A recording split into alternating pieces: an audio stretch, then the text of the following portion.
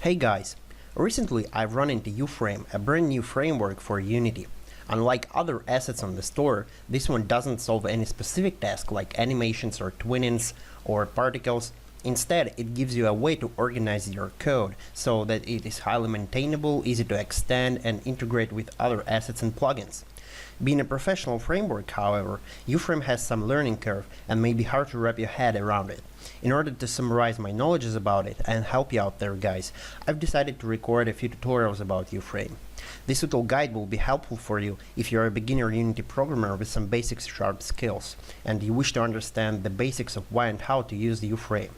I will assume you're a beginner coder in general. In this introduction part, we will try to understand why we need such frameworks as Uframe, and also you will get familiar with some basic terminology and main concepts behind Uframe. During the entire introduction part, we will stay away from code and Unity, so if you don't need any theory, you can skip this part. So, to begin with, let's talk a bit about how your approach is going to change as you code more and more applications with Unity, and I will tell you my little story. When I first started coding simple games, I stick to the money behavior scripts and internal Unity components. Following different tutorials on the internet, I got a bad habit of mixing a lot of different code in a single script. By different code, I mean that some parts of your code may refer to pure logic, while others may refer to view or visual appearance of your logic in the game. So look at this pseudocode. If bullet hits character, subtract some health. If health is less or equal to 0, set character state to dead. Notice how this code does not define any view aspect. It's completely separated from how the bullet or character look like in the game or change over time. Now another piece of code. If character state is dead, set sprite to dead, else set sprite to alive. This is something that can be called view code because it uses state of your character to set up a sprite, something that is visible on the screen but does not define or manage any game logic. Mixing those parts like this, if health is less or equal to 0, set character state to dead, then set sprite to dead, is okay when your project is super small and logic along with appearance are simple enough. But as I was progressing and developing more sophisticated stuff, I found myself and members of my team frustrated about how different money behavior scripts work and connect together. It was going harder and harder to do all the things in some sort of standard way. And what's more important, it was a pain in the arse to modify different parts of my projects without breaking something, since things were tightly coupled. So if you follow this bad way, finally you end up with tons of so-called spaghetti code, and you will spend most of your precious time and energy for fixing new bugs after a small change. So that's why I started to look for different ways to organize my code and standardize most common types of operations. And this is where a big research begins. Fortunately, the described problem is not only related to game development. It appears in many kinds of applications, and people have invented a lot of ways to create and maintain ordered and clear code. But of course, every type of application has its own problems and their solutions, which may not be suitable for others. So if you want to get more information about architecture in common, Google for MVC or MVVM or architectural patterns in general.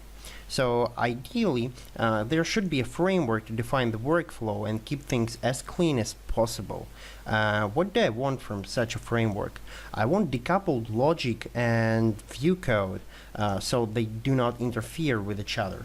And I want some standard ways of doing general things like notifying the view about some changes in the game logic, and I also want a way to report different events from the view to the logic, like for example that button was clicked. Now let us dream a bit. As we keep doing things the same way all around, we will find ourselves writing the same code every here and there. If we know OOP, we can minimize that. If something could generate template code for us so we spend 0 time for this, we would be happy. And finally, if we still had all kinds of flexibility, we will be the happiest developers in the world. And this is a description of a perfect setup, and luckily it is a description of Uframe. So I hope now you understand why you need a good framework for general tasks and architecture. And as you keep leveling up as a developer, you will see how good framework can make your life easier on the later stages of the development process, even if it seems a waste of time in the beginning. And hopefully you can see how separating logic from the view can keep things clear for you and your team. But it's okay if something in this introduction made no sense for you. Try again when you actually finish this tutorial and experiment with different approaches. Now it's time to talk a bit about MVVM basics. MVVM stands for Model, View, View Model. And we're going to get some intuitive definitions for those, and we will try to understand how the controllers are mixed in. You are already familiar with the view since it is naturally represented as a mono behavior in your game. And indeed, a lot of scripts control particle systems, materials, meshes, physics, sprites, and a lot of other things which define how your object looks like in the game. Those are implemented in the Unity engine and are bound to work within it. But hey, your logic can be applied in any engine. Think of it for a second. Imagine you have a simple Tetris game. You have all those figures, you have algorithms how to generate them, and you have all those rules how those figures align with each other. Will your rules change when you port your game to another engine? Most likely not, since Tetris is Tetris. And this is the key idea you have to always remember. Logic should be independent from the view. Speaking of Unity again, if your view is a monobehavior script, what is and where should we put logic then? Well, it's time to define logic a bit further. Logic is a set of rules applied to some data when a certain event occurs. Simply speaking, player get damaged, we need to subtract some health. New frame began, we need to update character's position. Or player pressed the space key, then we need to set is jumping to true. When you craft your code for a character, you read and write character state, health, name, etc. This is data. To be more specific, it's character data. So we can define special objects, which represent some data related to a single entity like a character. For example, your character data object can look like this. String name, bool is alive, bool is jumping, float health, and character state, which is represented with an enum and can be either dead or alive. As you can see, it's pure data. It has nothing to do with how it is visually represented. Neither it cares about how view or logic operate over it. Such data objects are usually called models. Now, once we know that our model is just a set of properties, we can create some generic way to notify the view that model was changed. But it most likely will require additional code in either view or view model or both, so that's why meet the view model. View model is just a model with some additional functionality, which allows other objects to subscribe to the changes and handle them. Now, when your character state is changed, view model can notify the view about it, and view can set the sprites accordingly. And at this point I see that actually I got a redundancy here, because I don't need the boolean is alive since I have the character state. Haha. So now we got view model, view model, and we got rules. Speaking of rules, one might think that rules should then go directly to the view model object. But this approach does not work really for a lot of reasons. For example, your view model can be controlled by several sources of logic. So instead, we need another guy or a set of guys to control our view model and respond to events from the view. This is where controller kicks in. Controller is something that allows you to react to certain events from the view sent with commands and change the view model according to the rules. Several controllers created with different purposes can work together with the same view models. For example, back in 1999 there was a game called Jeanne d'Arc. It was one of the first games to combine FPS and RTS.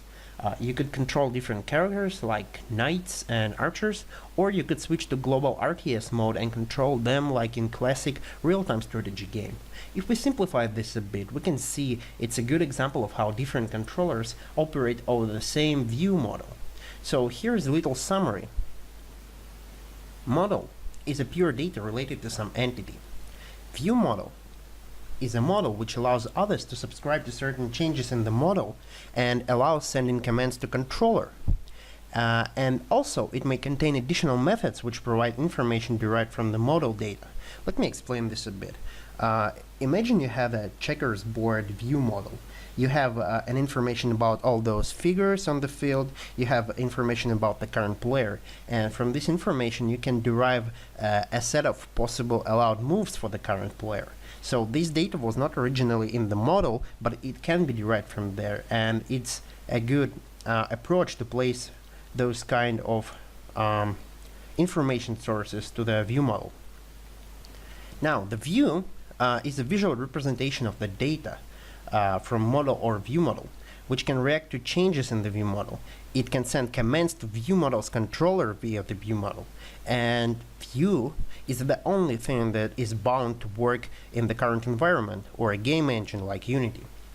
Finally, a controller is a guy which receives commands from the view model and can change this view model based on the logical rules you define. So it may sound a bit messy, but as we start coding you will notice how all those parts of the puzzle align in your head. And finally, a little bonus information for you.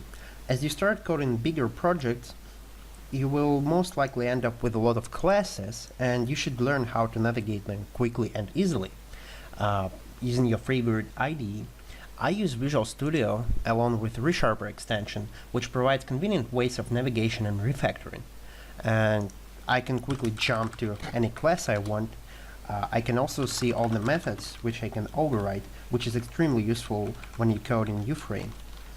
And I can do a lot more, and all this is controlled using keyboard shortcuts, so it's extremely fast. And you can find similar functionality in the MonoDevelop or hopefully any other IDE you use. So I encourage you to learn those shortcuts and use them, as it will save you a lot of time and energy and will make your coding much more enjoyable. So thanks for watching, and I'll see you in the next part where we're going to apply all the knowledges we got from this tutorial.